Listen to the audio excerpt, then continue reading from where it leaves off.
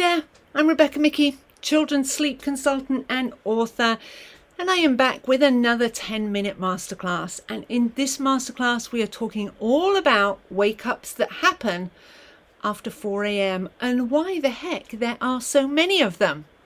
Let's get started. Now, if you've ever met a child and you've been caring for one during the night, you will notice that they are more likely to wake after 4 a.m. and they will wake more often after 4 a.m. So a child who is normally waking during the night, which remember is quite normal, we all wake during the night, but a child who is waking during the night and needs some help getting back down to sleep, or they need a feed because they're hungry, and remember, there is no age, weight, or magical number when a child no longer needs to feed during the night. But if your child is doing this, you may notice that these wake-ups happen so much more often after 4 a.m. And that's really tough. I think those wake-ups are incredibly tough. So why the heck do these happen? And is this normal? Well, yeah, it's normal. And the reason that this is normal, and this is something that we all do, as humans, we don't get back into a deep sleep after 4 a.m. And it's actually really clever, the reason that we do this. We don't get back into that deep sleep after 4 a.m. because we are getting ready to wake up and start our day. Yeah, we don't necessarily want that happening at 4 a.m. or even 5 a.m. to be honest, but we are getting ready. Our brain is getting ready to get up and start the day. You know what it's like when you wake up, you've been woken up and it's 1 a.m. and you were in a deep sleep at that time, and you wake up and you are drowsy and you are groggy, you don't know where you are, what time it is, what's going on, and you feel really different. Can you imagine waking up every single morning feeling like that when you've been woken up from a deep sleep? That would make life incredibly tough. So what we do is we spend time in a light sleep when we are woken to start our day, or for a night waking, or to help your child, or for whatever reason. If you were in a light sleep when you are woken, it is so much easier to wake up. It is so much easier to wake up, isn't it? So your child wakes more often if they need help getting to sleep. They will wake because they need that help getting back down to sleep, because we bounce around in the lighter sleep and we wake up much more often. Now, I have the skills to get myself to sleep at the beginning of the night, and then when I wake naturally, which is anything up to 10 times a night during the night, I'm able to do that. But if I needed help getting to sleep, I would also need help getting back to sleep if I didn't have those skills. And after 4 a.m., because I'm coming in there to that light sleep and waking more often, I would need that more often than at any other part of the nighttime if I needed that help. So the more independent a child is, the easier time they should have after 4 a.m.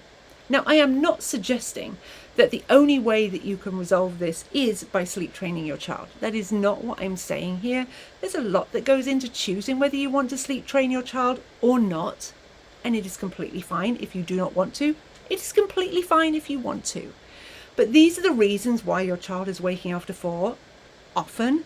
And I think that if you understand the reason why, then that just makes managing it and dealing with it so much easier for us to do if we know the reason why it's happening.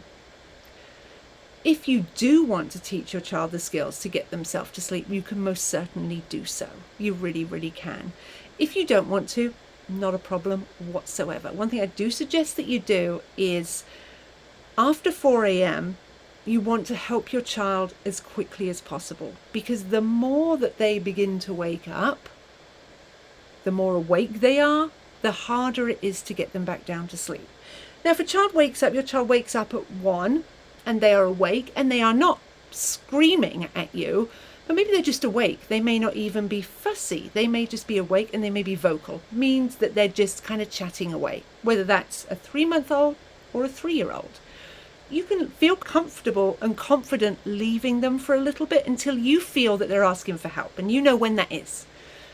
After 4 a.m., I wouldn't do that. I would help them as quickly as possible, because the more awake they become, the harder it is to get them back down to sleep. And to be honest, nobody wants to be starting their day at 4:30 a.m. So helping your child as quickly as possible means that you're helping them back down to sleep as quickly as possible, and you're getting back down to sleep as quickly as possible. I would suggest very different advice I would give for a wake up happening before 4 a.m. I would definitely suggest giving your child an opportunity to see if they can get down to sleep. That doesn't mean you're leaving them to cry at all. You know when your child is asking for help, that's the time to help them. But them just being awake does not necessarily mean that they're asking for help or they are needing help.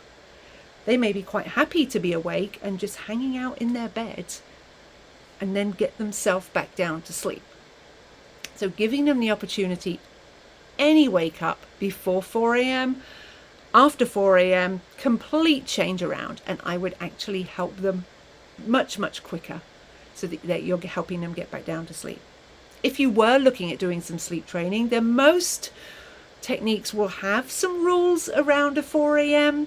Wake ups after 4 a.m. If you are using my technique, the Mickey method, then I suggest that the first few nights you're still going in really quickly at 4, because no one wants to start their day at 4 a.m. Going in really quickly and helping your child then at that point.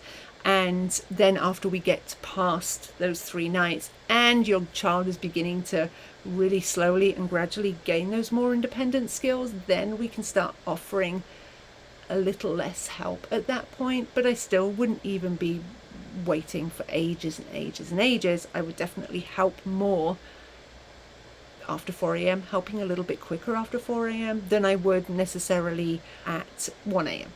when I would definitely be waiting until, they're definitely waiting and needing some help right now before going in and using the Mickey method to help them back down to sleep.